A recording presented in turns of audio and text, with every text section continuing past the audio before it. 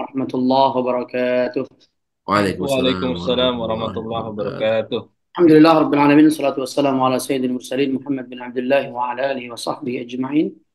Bapak-bapak yang dimuliakan oleh Allah Subhanahu wa taala, alhamdulillah segala puji bagi Allah Subhanahu wa taala. Kemudian salawat dan salam untuk Rasulullah Muhammad sallallahu Sallallahu alaihi alaihi wasallam. Sallallahu wasallam. alaihi wasallam.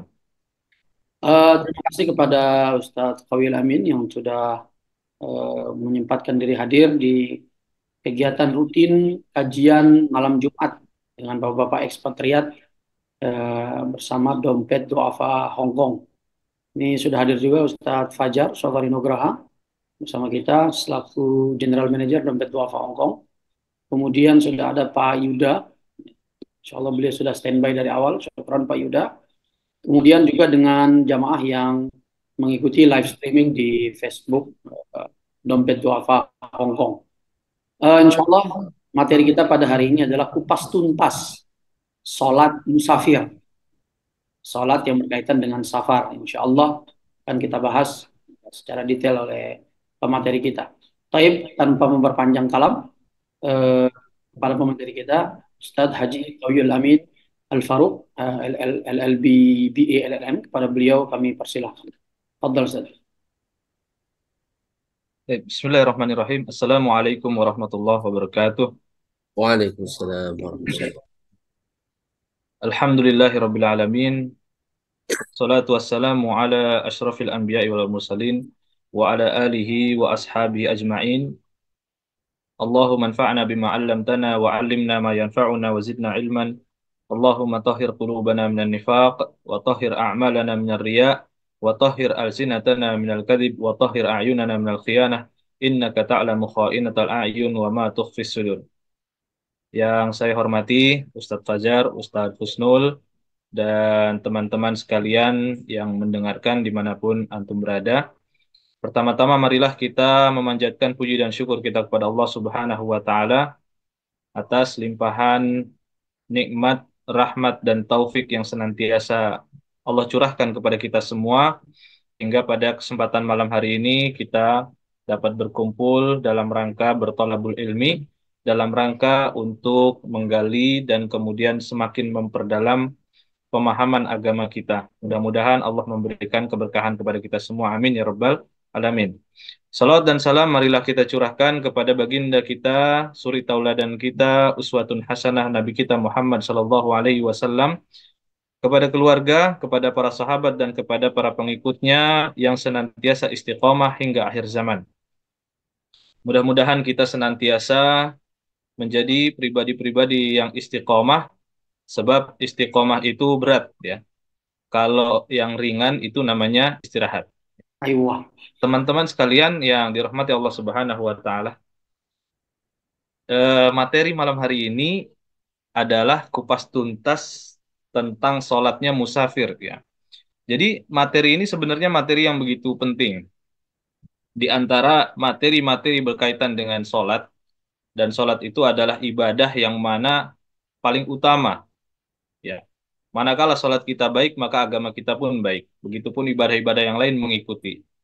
Dan tentunya sholat itu tidak bisa kecuali kita harus melangsungkannya dan menjalankannya 5 kali 1 hari, gitu ya. Kecuali yang memang tidak mendapatkan kewajiban tersebut. Dan bagaimanapun kondisi kita, termasuk dalam kondisi kita bersafar atau berperjalanan, maka kita tetap harus menjalankannya sesuai dengan tuntunan yang ada, ya. Maka wajib bagi kita untuk bisa memahaminya. Ya, ini termasuk di antara hal-hal yang harus kita pahami, dan jangan sampai pemahaman kita salah di dalam menjalankan sholat meskipun kita dalam keadaan berperjalanan. Ketika kita di dalam perjalanan, maka terkadang kita bisa mengetahui ya, apakah keadaan kita ini adalah keadaan yang mendapatkan kesulitan atau keadaan yang tidak mendapatkan kesulitan, gitu ya. Dan di antara eh, syariat di dalam Islam, yaitu adalah kita dibolehkan untuk meringankan sholat kita apabila memenuhi syarat. Sholat yang 4 rakaat itu kita lakukan menjadi 2 rakaat. Ya. Sholat yang 4 rakaat menjadi 2 rakaat. Maka hanya ada 3 sholat saja, gitu ya. Hanya ada 3 sholat saja, yaitu sholat duhur, sholat asar, dan sholat isya itu boleh diringankan menjadi 2 rakaat. Maka disebut dengan sholat qashar, ya, memendekkan sholat dari 4 rakaat menjadi 2 rakaat. Atas dasar apa? Atas dasar adanya safar yang kita lakukan. Ya, nah ini harus pemahaman yang pertama, kita memahami adanya qashar, ya. Dan itu adalah merupakan rukhsah, disebut di dalam agama kita disebut dengan rukhsah. Apa itu rukhsah? Rukhsah itu adalah keringanan, ya. Perubahan suatu hukum dari hukum asal kepada hukum yang berbeda dikarenakan adanya kondisi tertentu, ya. Maka dengan adanya kondisi tertentu tersebut hukum bisa berubah dari semula sholat itu 4 rakaat menjadi sholat yang 2 rakaat. Gitu. Nah, banyak orang yang bertanya kepada para ustadz, kepada para kiai, kepada para alim ulama, Ustadz, kenapa kok sholat kita ketika kita di perjalanan itu boleh kita pendekkan sholatnya? Apa sebabnya? Gitu kan. Kalau kita melihat kepada kesulitan yang ada di dalam perjalanan, tentunya safar yang ada di zaman sekarang itu tidak sama dengan safar yang ada di zamannya Rasulullah. Ya. Kalau misalkan kita melihat kepada safar di zaman terdahulu, safarnya tidak pakai pesawat atau tidak pakai motor atau tidak pakai kendaraan seperti mobil roda 4, ya. Dulu itu cuman pakai kuda atau unta atau berjalan kaki. Nah, itu safar mereka, gitu kan. Jadi, kalau misalkan kita bertanya, apa sih Ustadz alasannya kenapa kita dibolehkan untuk meringankan sholat kita dari 4 rakaat menjadi 2 rakaat? Kalau misalkan alasan tersebut adalah karena adanya kesulitan pada safar, maka safar dulu dengan sekarang itu beda.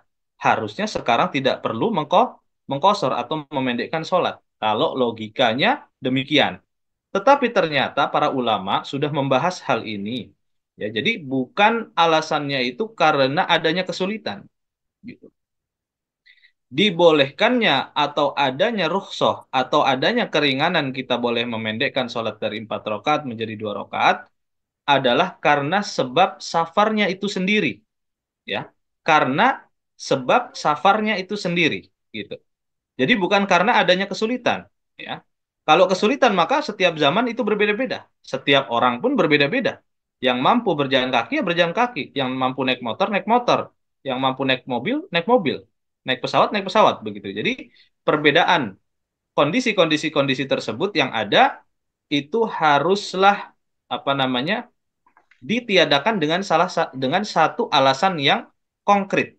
Alasannya itu adalah safar, ya, berperjalanan. Bagaimanapun kondisi yang dihadapi setiap orang, maka ketika dia sudah berperjalanan, maka dia boleh untuk mengambil keringanan yang ada tersebut manakala memenuhi syarat. Nanti kita akan menjelaskan tentang syarat-syaratnya. Maka sebetulnya kita patut bersyukur, ya. Kita hidup di zaman yang mana Allah Subhanahu wa taala itu sudah membukakan dunia untuk kita. Allah bukakan untuk kita dan kemudian kita menjalani kehidupan itu dengan mudah. Bayangkan di zaman dahulu itu orang zaman dahulu tidak pernah terbayangkan.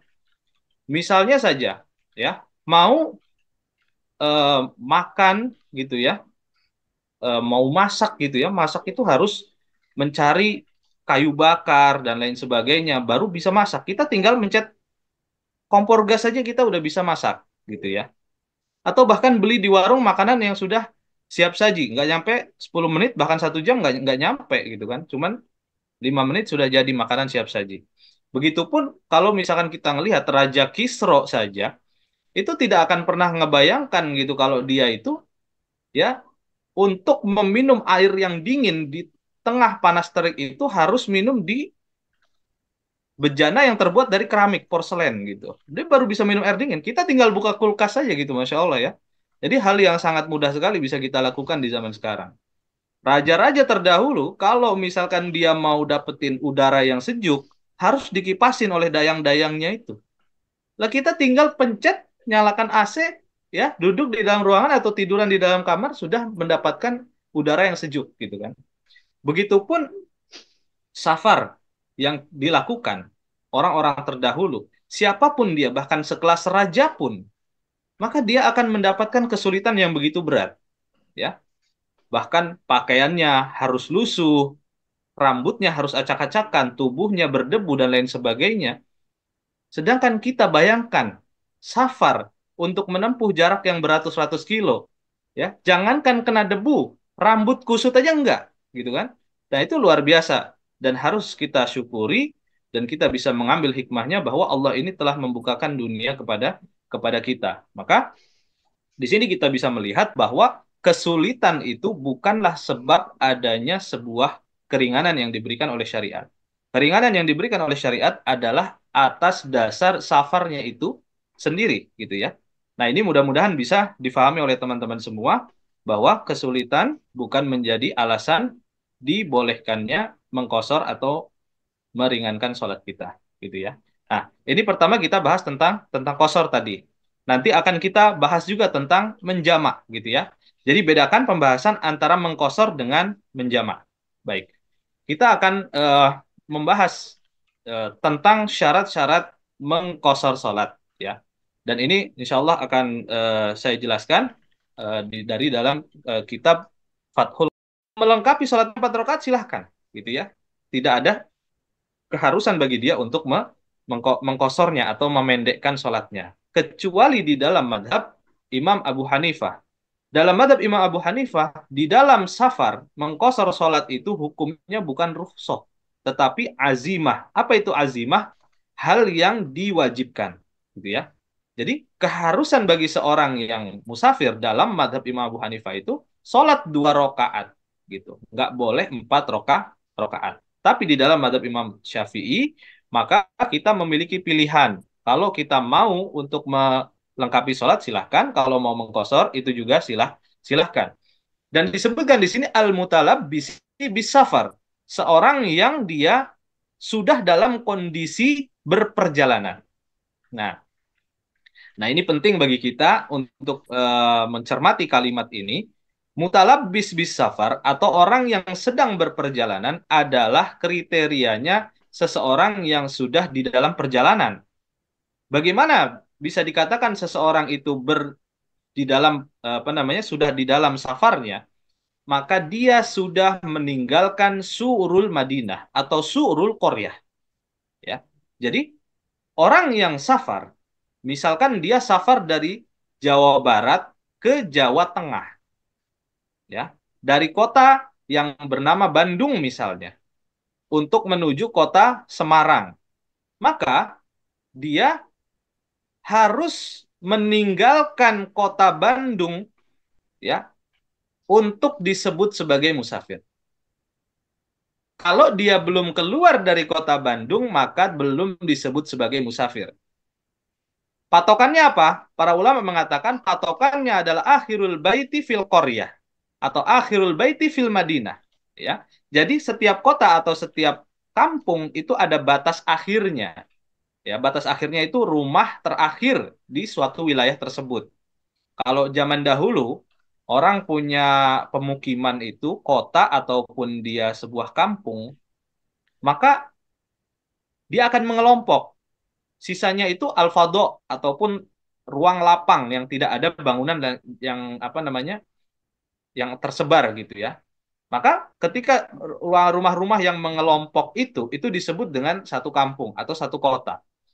Nah, batas akhir dari satu kota atau satu kampung itu adalah rumah terakhir, gitu ya.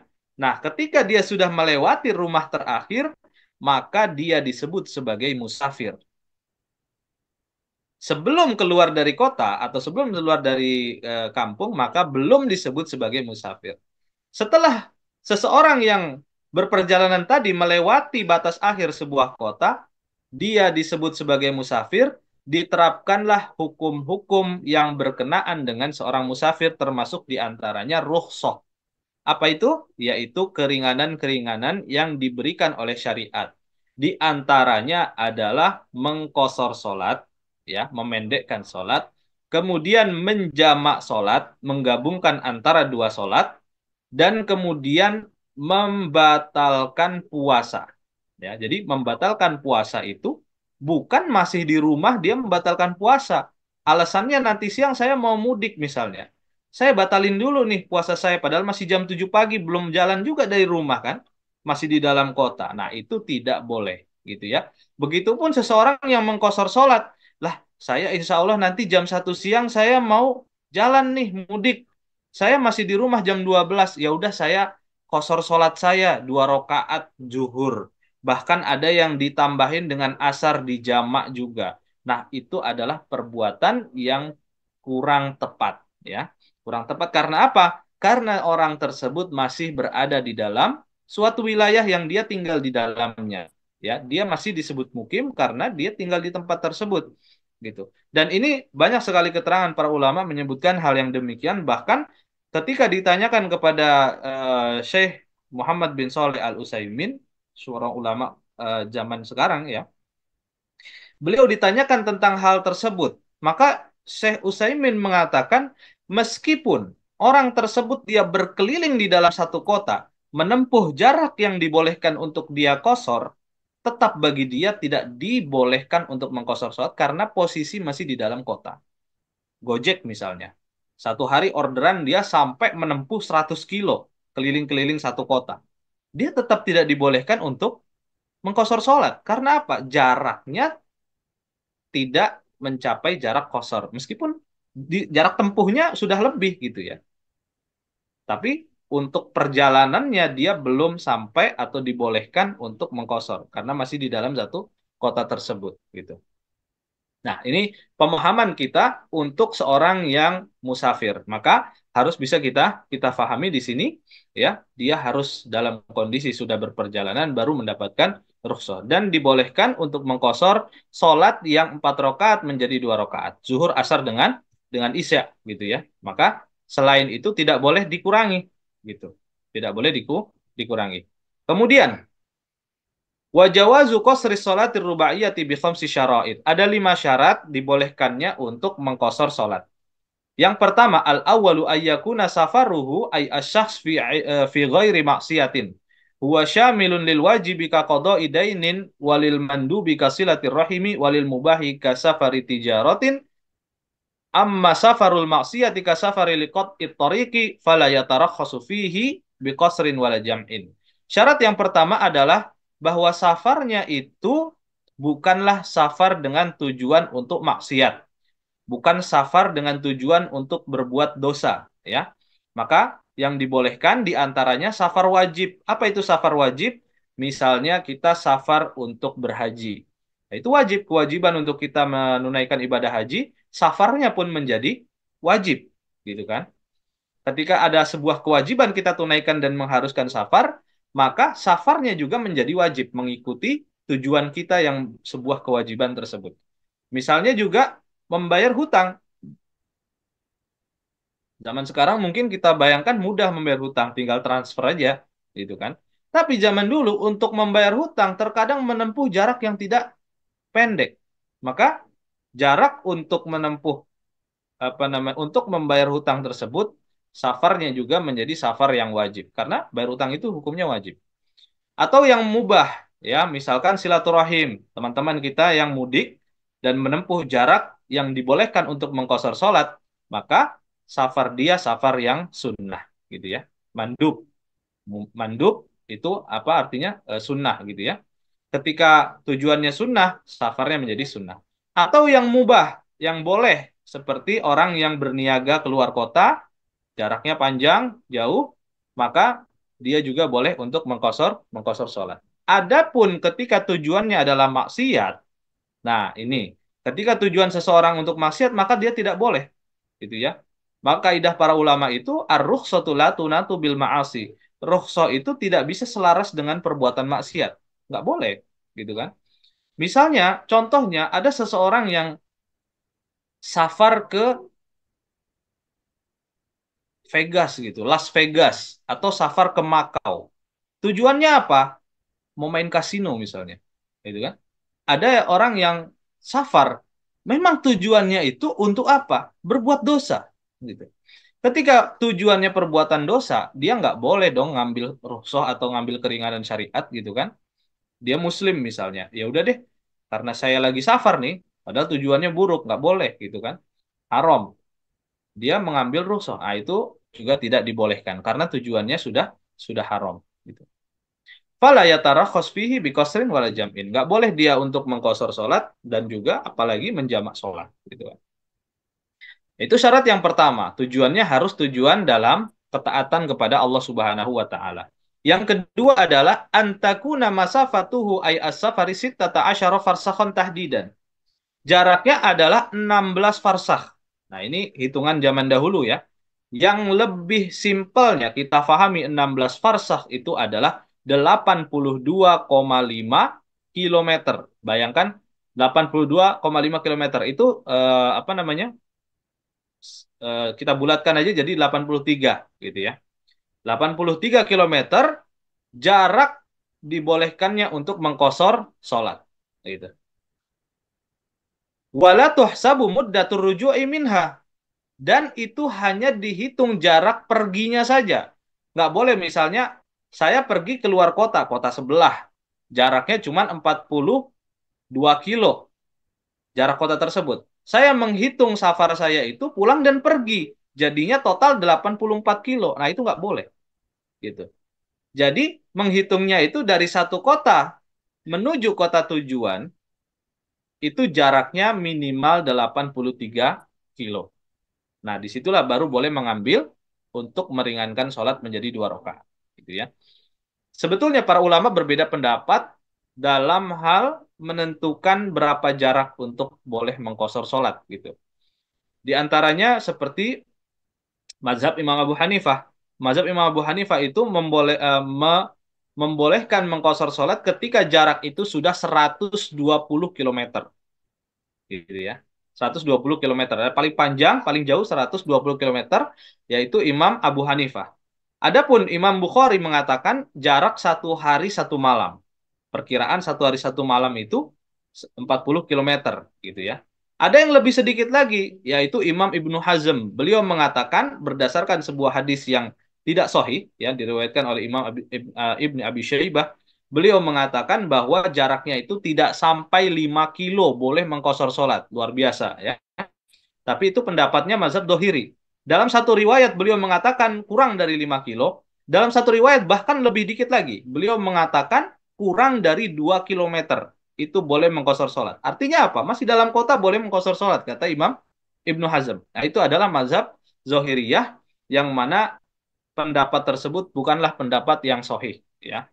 Adapun pendapat jumhur dari para ulama seperti Syafi'iyah, kemudian uh, Hanabilah, Hambaliyah, kemudian Malikiyah mengatakan 83 kilometer minimal gitu ya. Ketika sudah 83 kilometer ke atas itu boleh untuk mengkosor sholat. Dari mana dasarnya? Dasarnya adalah yang diriwayatkan oleh Ibnu Abbas bahwa Rasulullah mengkosor sholat pada jarak antara Mekah dan Taif. Nah, jarak antara Mekah dan Taif itu ya kurang lebih adalah seperti yang sudah disebutkan. Ya, jadi memang ada jarak yang pernah ditempuh oleh baginda Rasulullah SAW yang disitulah kemudian beliau mengkosor sholatnya, gitu ya. Nah, ini syarat yang kedua, harus dia mencapai jarak tertentu, ya. Jadi nggak boleh kita semena-mena masih di dalam kota kita mengkosor sholat. Itu tidak termasuk dengan safar yang panjang. Kemudian yang ketiga, syarat yang ketiga, watsalitsu ayyakuna al-qasiru muaddiyan lis-sholati rubaiyah. Bahwa seseorang yang mengqasar salat itu, dia melakukan salat yang kewajibannya itu adalah sekarang, ya. Adaan disebut dengan salat adaan, ya, seperti kita melakukan salat, suatu salat kemudian niatnya itu adaan lillahi taala. Maksudnya adalah salat yang dilakukan sekarang pada waktunya. Azan sholat zuhur berkumandang, ya, kita melakukan sholat tersebut, itu disebut dengan sholat adaan. Ketika waktu sholat zuhur sudah habis, masuk waktu sholat asar, belum sholat zuhur, kita melakukan sholat zuhur itu pada waktu asar, disebut dengan kodoan. Ya. Jadi ada adaan, ada kodoan. Maka yang dibolehkan di sini adalah mengkosor sholat yang mana di situ adalah adaan pada waktunya. Semisal contoh, saya safar dari kota saya. Cilegon, ya. Dari Cilegon tujuan saya ke Jawa Tengah, ke Semarang. Nah, bis yang saya apa namanya saya pakai jam berangkat jam 10 pagi. Ya, berangkat jam 10 pagi. Ketika istirahat di tengah perjalanan, ya, masuk waktu sholat duhur jam 12. Nah, ketika saya istirahat di tengah jalan itu, maka saya boleh mengkosor sholat saya. Ya, yang zuhur tadi dari 4 rakaat menjadi 2 rakaat. Gitu ya. Maka disebut dengan sholat adaan yang pada waktunya. Gitu. Fala tuqdo fihi maksuran wal fa'itatu fis safari tuqdo fihi maksuratan la fil hadr. Adapun dalam keadaan misalnya, ya, ketika kita ketinggalan sholat duhur di perjalanan ternyata bisnya tidak berhenti, ya, sampai kemudian kita ketinggalan sholat zuhur, bahkan ketinggalan sholat asar, kemudian kita sampai pada tujuan sudah malam setelah sholat isya, gitu ya, maka bolehkah saya melakukan sholat zuhur, asar, dan isya tadi ketika sudah sampai dengan kosor, gitu ya, sudah sampai rumah nih dengan kosor? Maka itu tidak boleh, ya. Ketika sholat yang ketinggalan ketika safar dilakukan di rumah itu harus sempurna. Begitupun sholat yang ketinggalan di rumah dan mau dilakukan saat safar, maka harus dilakukan juga dengan sempurna, gitu. Kecuali sholat yang ketinggalan di saat safar dan kita lakukan juga di dalam kondisi keadaan safar, ya, maka itu boleh. Seperti contoh misalnya, saya safar dari Jakarta ke Bandung. Nah, itu sudah lebih daripada dibolehkannya untuk mengqashar sholat. Dari Jakarta ke Bandung, nah, ketika di perjalanan saya lupa untuk sholat zuhur, gitu kan. Nah, sholat asarnya ternyata saya ingat, saya lakukan sholat asar. Sampai kemudian di tempat, di Bandung itu sudah malam. Saya kecapean terus kemudian tidur. Besoknya dari Bandung, saya safar lagi dari Bandung menuju Surabaya, gitu ya. Dari Bandung menuju Surabaya. Nah, ketika di tengah-tengah perjalanan dari Bandung menuju Surabaya, saya teringat kemarin itu saya belum sholat duhur, gitu kan.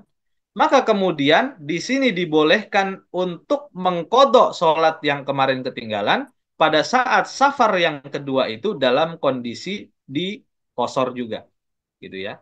Nah, itu sholat yang ketinggalan ketika safar pertama dilakukan dikodok pada safar yang kedua. Maka boleh untuk mengkosor juga, gitu kan? Meskipun sudah beda safar, ya. Tapi tetap dilakukan pada saat safar. Boleh untuk mengkosornya. Kecuali sudah sampai tujuan, sudah sampai rumah, gitu kan? Maka dia tidak boleh untuk melakukannya secara kosor. Harus dilengkapi, gitu, rokaatnya.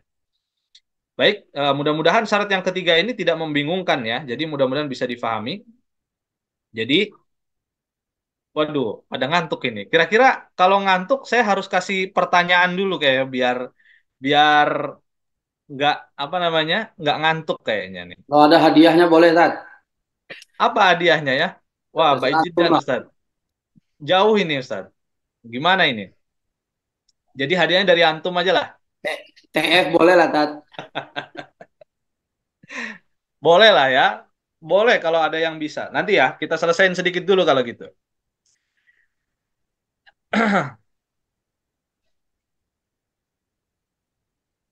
Ya, eh, oke boleh. Pertanyaannya nggak apa-apa sekarang aja kalau gitu. Apakah Tangan, Sat. ini Tanya serius aja. ini? Sekian. Serius ini? Anak kasih pertanyaan yang bisa jawab nanti ada hadiahnya. Ya emang hadiahnya nggak seberapa sih, antum agnia lah.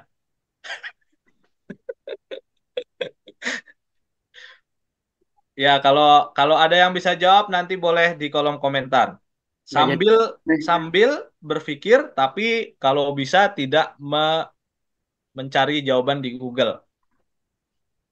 Pertanyaannya, apakah seseorang yang bersafar menggunakan kendaraan, kemudian dia tidak bisa berhenti untuk mendirikan sholat, dan waktu sholat itu sudah hampir habis. Pertanyaannya, apakah boleh dia melakukan sholat fardu tersebut di atas kendaraannya dalam kondisi duduk? Pertanyaannya, bolehkah? Terus yang kedua, apakah sah sholatnya? Silakan, silakan nanti ya dijawab boleh. Nah, itu selingan. Jawab di kolom komentar, Tat. Oh ya, wah ini Masya Allah udah pada jawab langsung gercep. Iya. Ya, ini gimana? Mau langsung dijelaskan atau gimana ini kira-kira? Nah ini Karena ternyata ya, jadi insya Allah nanti saya jelaskan setelah ini ya syaratnya selesai. Dikit lagi, dua syarat lagi. Kemudian syarat yang keempat adalah warabi'u an yanwi al musafir al qasra lis salati ma'al ikhrami biha. Kalau orang mau mengkosor salat, syarat yang keempat adalah bahwa meniatkan untuk mengkosor salat itu ketika takbiratul ihram. Ya. Pas dia takbiratul ihram, nawaitu ya, saya berniat untuk melakukan salat fardu ini dengan kosor 2 rakaat gitu. Pas takbiratul ihram. Jangan sampai dia melakukannya itu atau meniatkannya itu di tengah-tengah sholat. Misalnya sholat duhur. Ketika sudah takbiratul ihram, dia tidak meniatkan untuk kosor di tengah-tengah sholat. Baru selesai rakaat pertama dia berdiri. Oh ini saya lagi safar. Ya udah deh, jadi 2 rakaat aja. Gitu. Maka itu tidak sah. Ya, dia harus mengulangi sholatnya kalau mau 2 rakaat. Anyway, dia tetap harus melengkapi sholatnya 4 rakaat kalau tidak mau mengulangi. Ya, jadi niatnya dari awal. Ketika awal niat sholat untuk 2 rakaat, maka kemudian menyelesaikannya dua rakaat. Jangan sampai di awal dia meniatkan 4 rakaat, di tengah-tengah dia rubah. Nah itu tidak sah, dia tidak boleh. Gitu. Baik. Nah, itu yang keempat. Kemudian yang kelima, Allah ya tamma fi juz'in min salatihi bimuqimin. Ai biman yusolli salatan tammatan liyashmalal musafira al-mutim. Yang kelima adalah bahwa seorang yang bersafar tadi, kalau dia mau mengkosor sholatnya atau meringankan sholatnya menjadi 2 rakaat, dia tidak dia tidak melakukan sebagian sholatnya itu bersama dengan seorang yang mukim. Artinya dia jadi makmum orang yang mukim. Seperti contoh misalnya, seseorang yang safar dengan perjalanan jauh, dia berhenti di sebuah masjid ketika di masjid itu sedang ada sholat jamaah, sholat duhur misalnya. Orang itu kemudian masuk ke sholat jamaah tersebut dalam kondisi jamaah sedang rokaat terakhir. Ya, rokaat keempat misalnya. Ya, maka orang tersebut, seorang musafir tersebut, meskipun dia datang dalam kondisi sudah rokaat keempat, maka dia tidak boleh sholatnya itu hanya 2 rakaat. Ya, wajib bagi dia untuk melengkapi sholatnya 4 rakaat. Karena apa? Karena dia bermakmum kepada seorang yang mukim. Dan ini adalah hukum di dalam sholat berjamaah. Seorang makmum harus mengikuti kepada imam. Kalau dia tidak mengikuti kepada imam, tidak perlu berjamaah. Gitu ya. Jadi, di dalam hadis disebutkan oleh baginda Rasulullah SAW, ya, innama ju'ilal imamu liyutamma bihi. Seseorang imam itu tidaklah dia dijadikan pemimpin di dalam sholat kecuali untuk diikuti. Ya, meskipun dia datang dalam kondisi mau salam, sebelum salam, sedang tahiyat akhir. Kalau imamnya itu sholatnya 4 rakaat, maka dia harus sholat 4 rakaat, meskipun dia musafir. Gitu ya. Kalau dia nggak mau ikut 4 rakaat, ya sudah sholat sendiri gitu. Nah, gambarannya seperti itu. Syarat yang kelima, bahwa ketika mau kosor, jangan sampai dia ikut yang mukim gitu kan. Masa beda jumlah rakaat dengan imam nggak boleh. Imam 4 rakaat, dia 2 rakaat nggak boleh gitu ya. Jadi tetap harus lengkapi dengan seperti imam 4 rakaat. Kalau dia nggak mau 4 rakaat, berarti sholatnya sendiri atau berjamaah dengan orang yang musafir juga. Gitu. Baik. Ada 5 syarat ini, ya. Kita ulangi lagi sedikit 5 syarat ini. Yang pertama, tujuan daripada safarnya haruslah dalam rangka ketaatan kepada Allah. Kemudian yang kedua, jaraknya adalah minimal 83 kilometer up ke atas. Semakin jauh berarti semakin afdol bagi dia untuk mengqashar sholat. Kemudian yang ketiga adalah bahwa sholat yang dikosor tadi memang dilakukan pada waktunya, ya, memang sudah masuk waktunya, maka dia boleh mengqashar sholatnya. Kemudian yang keempat adalah meniatkan sholat qashar tersebut ketika takbiratul ihram. Yang kelima adalah dia tidak bermakmum kepada seorang yang mukim. Gitu. Taib, sampai di sini dulu. Ustadz, waktunya masih panjang nggak ini? Kira-kira kalau panjang, anak gas sampai sholat jamak ini. Memang harus di-combine antara qashar dengan jamak karena biasanya mengikuti gitu. Kalau cuman qashar aja nanti ada yang miss gitu. Lanjut Ustaz, jangan direm. Jangan direm, siap. Insya Allah jam 12 kita kelar. Direm lagi putus. Digas terus Ustaz. Sedikit menjawab pertanyaan tadi yang Anda sampaikan. Jawaban teman-teman tadi, ya, sebetulnya di sini, Afwan Ustaz, Anda buka chat dulu supaya Anda baca. Mungkin pertanyaannya bisa diulang lagi, Tad. Pertanyaannya, seseorang yang bersafar dengan kendaraan, ya, dan dia di kendaraan tersebut hanya bisa duduk. Jadi bisa duduk aja. Kemudian waktu sholat duhur itu sudah hampir habis, gitu kan? Maka dia harus melakukan sholat duhur di atas kendaraan dia. Apakah sah kalau seseorang itu sholat duhur, ya, di atas kendaraan dengan kondisi duduk? Gitu ya. Apakah boleh dan apakah sah? Kalau supirnya sedang menyetir, tidak boleh. Tapi terus kalau orangnya sholatnya di atas atap mobil, nggak boleh juga. Nah ini tasawurnya bagaimana ini? Kok sampai kemana-mana ini? Luar biasa antum ini. Jadi begini, teman-teman yang dirahmati Allah Subhanahu Wa Taala, berkaitan dengan sholat duduk di atas kendaraan, gitu ya. Maka di sini secara umum jumhur ulama, saya belum mendapati sebetulnya yang membolehkan. Belum ada mendapati yang membolehkan. Jadi, ketika seseorang di atas kendaraan yang dia hanya bisa duduk, maka sholat fardu dia dilakukan dalam keadaan duduk itu tidak sah. Tidak sah, gitu ya.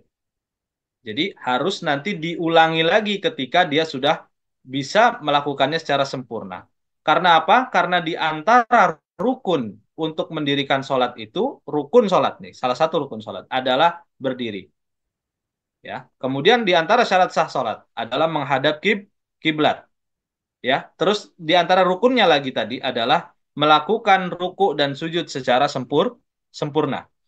Kalau kita bisa melakukan hal tersebut di atas kendaraan, maka sholat kita sah. Ya, sholat kita sah. Tapi kalau kita tidak bisa untuk melakukannya, ya, maka sholat fardu kita tidak sah, gitu ya. Jadi gimana Ustadz untuk menghadapi hal demikian? Waktunya udah habis, perasaan saya tidak tenang kalau nggak sholat, gitu kan? Ada yang disebut oleh sebagian ulama sholat liihtiramil wakti. Sholat untuk menghargai waktu sholat yang masuk.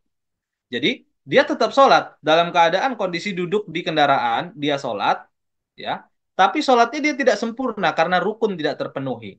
Jadi harus diulang nanti, ya, sholatnya tidak sah, gitu. Jadi dia sholat cuma sekedar menghargai waktu sholat saja yang masuk. Gitu. Nanti dia akan melakukan sholat itu diulang lagi ketika sudah memungkinkan bagi dia, gitu ya. Dan ini dalam tanda kutip hanya berlaku untuk sholat fardu, berlaku untuk sholat fardu, ya. Adapun untuk sholat sunnah, maka boleh untuk dilakukan dengan duduk dan boleh dilakukan tidak menghadap kiblat dan boleh tadi ruku dan sujud tidak sempurna, gitu ya. Karena sambil duduk itu dihitungnya sebenarnya tidak sempurna. Jadi kalau di dalam hadis baginda Rasulullah SAW bahwa Rasulullah SAW pernah melakukan sholat di atas kendaraan, di atas dabbah, di atas unta. Ya. Dan kemudian sahabat yang menyaksikannya itu mengatakan, ya, wa idza sholal maktubah nazal. Ketika masuk waktu sholat fardu, maka beliau turun dan melakukannya dengan sempurna. Ya. Artinya adalah bahwa sholat-sholat sunnah itu oleh baginda Rasulullah tidak pernah ditinggalkan. Apa saja yang tidak pernah ditinggalkan? Yang paling utama nomor satu tidak pernah ditinggalkan oleh Rasulullah adalah sholat witir. Meskipun beliau safar, beliau tetap sholat witir. Dan sholat rawatib, yaitu sholat qobliyah dan ba'diyah. Sholat 5 waktu. Jadi, Islam mengajarkan kepada kita, meskipun kita dalam kondisi safar, tidak meninggalkan wirid-wirid kita. Di antara wirid-wirid kita adalah sholat-sholat sunnah tersebut. Ya, jadi sholat sunnah witir, kemudian sholat sunnah ba'diyah qobliyah, sholat fardu itu, boleh dilakukan dengan cara di atas kendaraan. Ya, dalam tanda kutip tadi boleh tidak menghadap kiblat dan boleh untuk tidak berdiri gitu loh, sambil duduk boleh, gitu kan? Ya. Dan bahkan disebutkan boleh seseorang yang safar dengan berjalan kaki itu sholat sunnah sambil berjalan kaki. Ketika dia takbiratul ihram dia ngadep kiblat. Allahu Akbar dia ngadep kiblat. Kemudian dia sambil melanjutkan perjalanannya sambil dia membaca surat. Ketika sampai waktu ruku, tidal dan sujud, dia kemudian berhenti dan menghadap kiblat lagi. Terus kemudian dia berdiri, kemudian melanjutkan jalan lagi. Jadi sholat sambil jalan. Padahal kalau dalam mazhab Syafi'i itu 3 gerakan dalam sholat itu membatalkan sholat. Gitu. Tapi bagi seorang musafir dalam sholat sunnah itu boleh. Gitu ya. Tapi kalau sholat fardu itu tidak boleh.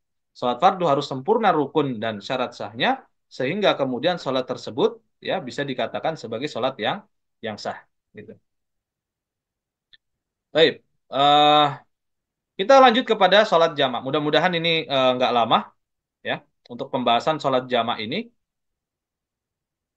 Kemudian disebut di sini dibolehkan seseorang yang bersafar dalam safar yang panjang, artinya 83 km up, itu boleh untuk menjamak atau menggabungkan antara 2 sholat, jamak takdim dan jamak takhir. Jamak takdim maksudnya adalah menarik sholat yang kedua dilakukan pada sholat yang pertama. Maksudnya jamak takhir adalah melakukan sholat yang pertama dilakukan pada sholat yang kedua, pada waktu yang kedua, gitu ya. Jadi disebut ada 2, jamak takdim dan jamak takhir. Nah, kita sebutkan di sini bahwa menjamak sholat itu hanya boleh 4 sholat saja. Sholat zuhur dengan asar, sholat maghrib dengan isya. Ya. Nah itu, kalau orang nanya, boleh nggak isya dengan subuh gitu? Soalnya ngantuk banget gitu kan. Atau mungkin perjalanan jauh banget. Nggak boleh. Bagaimanapun alasannya itu tidak boleh. Karena yang dicontohkan Rasulullah hanya 4 sholat itu.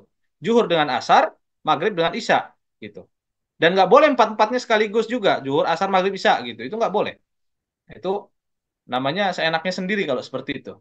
Rasulullah mencontohkan ya zuhur dengan asar, maghrib dengan isya. Dan jika kita menggabungkannya dengan sholat qashar atau memendekkan sholat tadi, maka zuhur 2 rakaat, asar digabung menjadi 2 rakaat juga. Ya, 2 rakaat, 2 rakaat. Zuhur dengan asar. Adapun maghrib nggak boleh dikosor. Dia 3 rakaat tetap 3 rakaat. Kalau isyanya mau dikosor silahkan, maka isya menjadi 2 rakaat. Ya, maghrib 3, isya 2 rakaat seperti itu. Syaratnya apa? Adapun syarat yang pertama untuk jamak takdim. Nah, ini Arab diperhatikan untuk jamak takdim, yaitu sholat yang kedua dilakukan pada waktu sholat yang pertama. Syarat yang pertama, ayyabda'a bidzuhri qoblal asri wa bil maghribi qoblal isya. Falau akasa ka'ambada'a bil asri qoblal duhri masalan lam yasih. Bahwa seseorang yang menjamak itu ya harus melakukan sholat yang pertama dulu baru yang kedua. Nah ini khusus jamak takdim. Sholat yang pertama dulu baru sholat yang kedua. Misalnya zuhur dengan asar, maka zuhur dulu baru asar. Ya, niatnya harus benar. Nggak boleh kebalik. Kalau niatnya sholat asar dulu, maka sholat yang pertama, sholatnya itu harus diulang lagi, gitu kan? Misalnya nih, yang pertama sholat asar, gitu kan? Maka dia harus mengulangi sholatnya. Harus dimulai dengan zuhur baru asar, maghrib dengan isya. Itu jamak takdim, nggak boleh kebalik. Itu syarat yang pertama. Syarat yang kedua, niat menjamak sholat itu adalah ketika di awal sholat. Niyatul jam'i awal sholatil ula. Niat menjamak sholat itu ketika di awal sholat yang pertama. Dan boleh dilakukan di tengah-tengah sholat yang pertama. Dan sebelum salam. Gitu ya. Ketika sudah salam, sudah. Ya, gitu. Jadi, ada orang misalnya mau menjamak sholat zuhur dengan asar. Maka boleh bagi dia, saya mau niat sholat zuhur digabung dengan asar takdim. Niatnya di awal sholat zuhur. Maka boleh.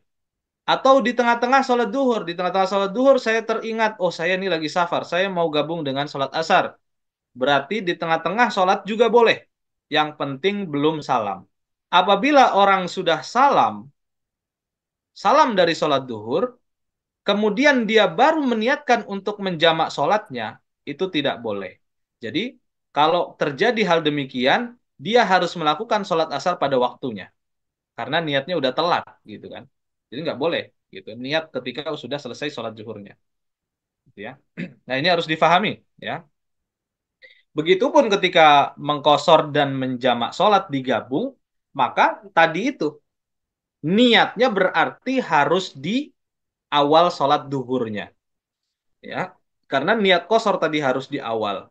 Ketika sebelum takbiratul ihram digabung dengan jamak, berarti jamaknya juga harus mengikuti berbarengan gitu. Nah, ini jangan sampai kita salah dalam melakukan. Selesai sholat duhur baru niat, nah itu salah gitu ya.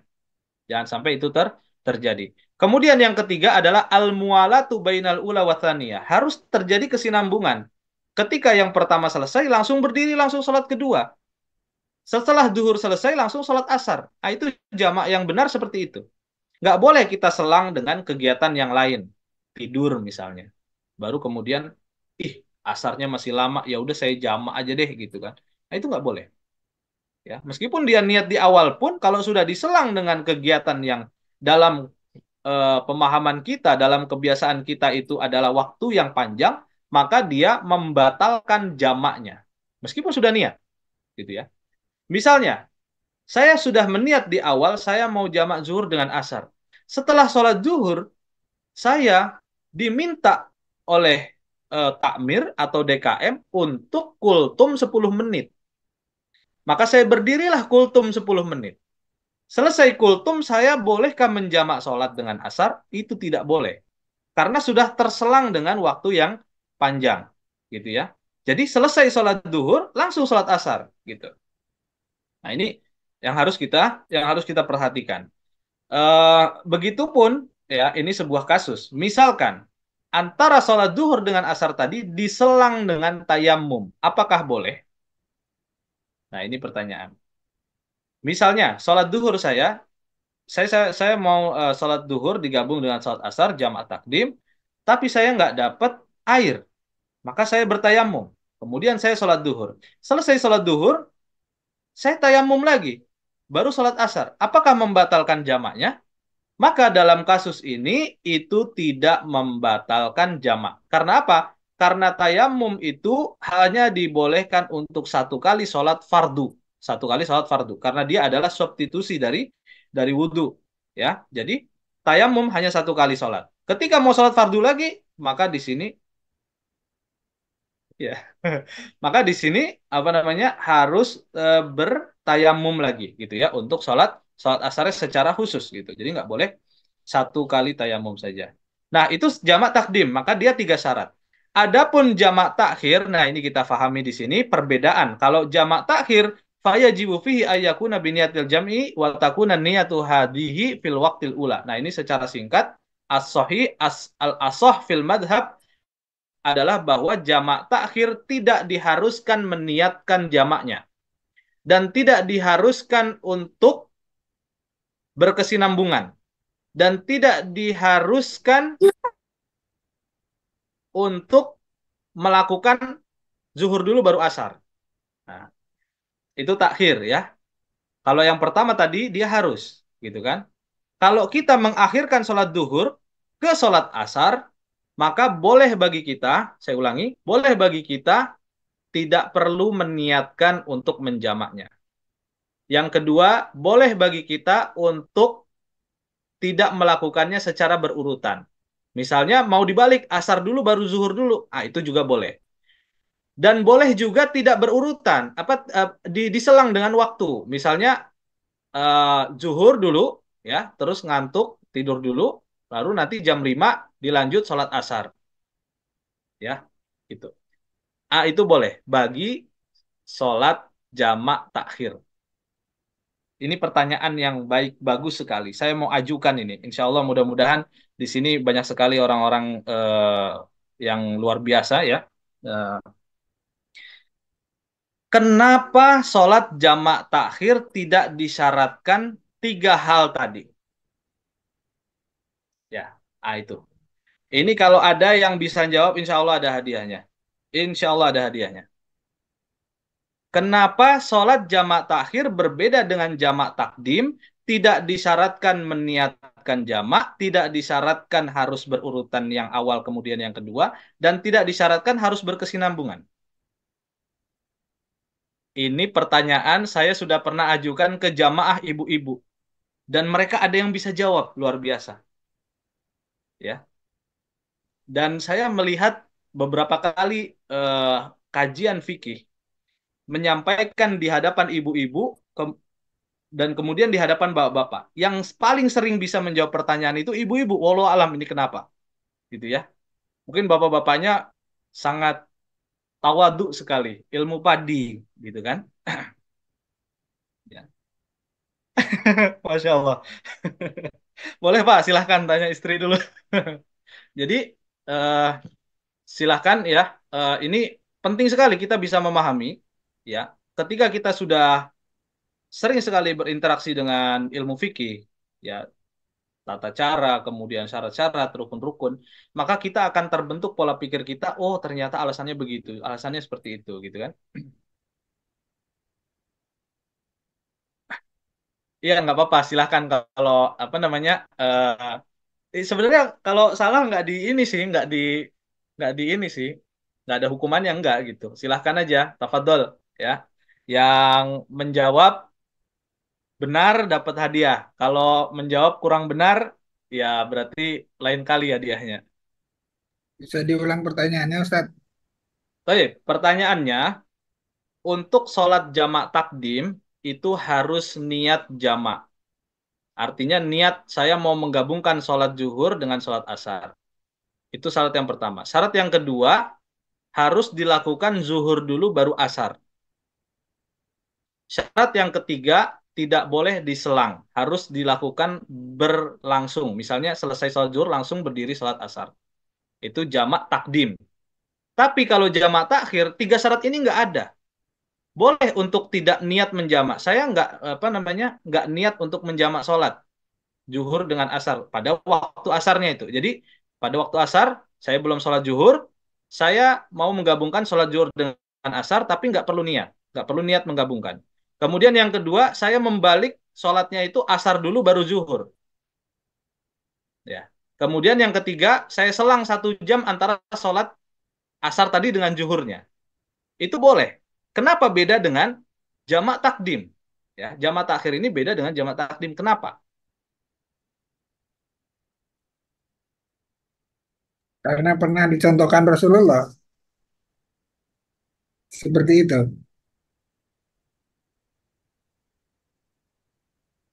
Ada lagi? Masih belum benar berarti ya? Masih belum benar, masih kurang tepat.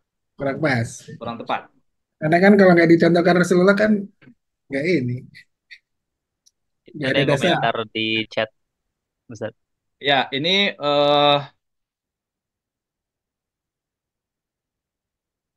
Pak Fatwa. Karena sebenarnya memang sudah diniatkan sebelum waktu yang pertama habis.